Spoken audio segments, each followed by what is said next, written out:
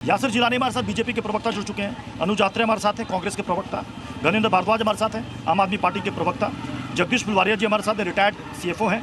AK Jain ji हमारे साथ हैं, टाउन प्लानर हैं। गौरव बख्शू हमारे साथ जुड़ रहे हैं, जो एंटरप्रेन्योर और एक्टिविस्ट हैं। SK ढेरी जी, एक्स चीफ फायर ऑफिसर हमारे साथ जुड़ रहे हैं। AK वाजपेयी जी हमारे साथ हैं, RLM के स्पोक्स पर्सन हैं। यासिर जिलानी जी, क्या ये हादसा है या फिर ये हत्या है? 21 लोगों की जो जान गई है, सिर्फ मामूली हादसे की वजह से गई है? ये भीषण अग्निकांड प्रत्युष जी त्रासदी है और इसको एक्सेप्ट करते हैं। बहुत ही पीड़ादायक है, बहुत दुखद है। जिनकी जाने गई हैं उनके परिवारजनों के प्रति संवेदन एक तरीके से उनके लिए जो दुख है वो अल्फाजों में बयान नहीं किया जा सकता है।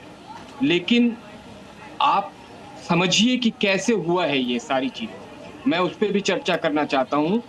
ये 27 साल की जो लेगेसी हमें भ्रष्टाचार वाली मिली है ना, जिसके कारण दिल्ली को बिल्कुल बर्बाद करके छोड़ दिया जिन लोगों ने, आज वो चैनल्स पे और टीवी पे आके बड़ी हमारी जिम्मेदारी है उसे एक्सेप्ट करते हैं। हम भाग नहीं रहे, भारतीय जनता पार्टी की सरकार नहीं भाग रही। सुबह 8:50 से हमारे विधायक सतीश उपाध्याय जी, हमारे मंत्री यासिर जिलानी जी, आपने सत्ता कब संभाली?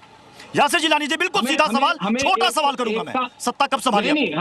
आपने सत्ता कब संभाली? सत्ता संभाले कितने महीने हो गए?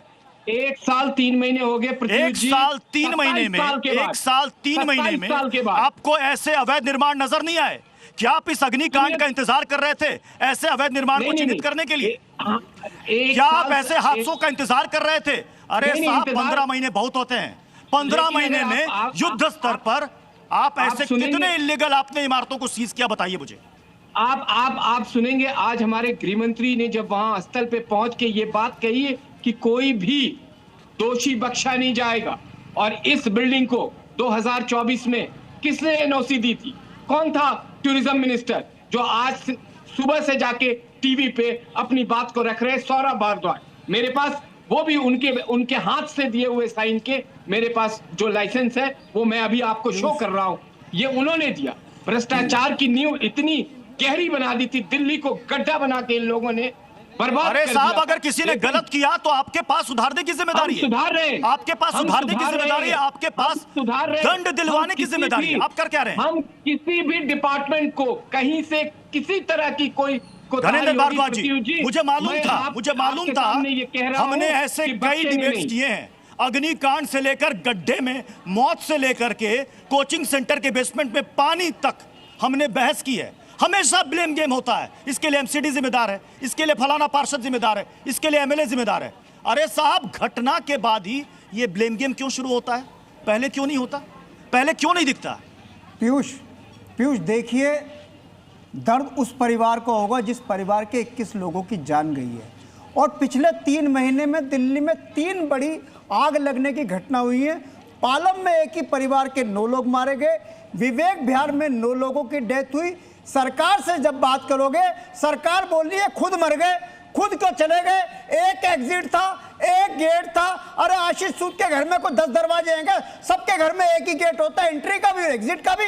लेकिन दोष उन लोगों को दिया जा रहा है कि ये लोग मरने के लिए आए थे, इन लोगों की गलती थी जो ये लोग आग लग गई और ये मर गए।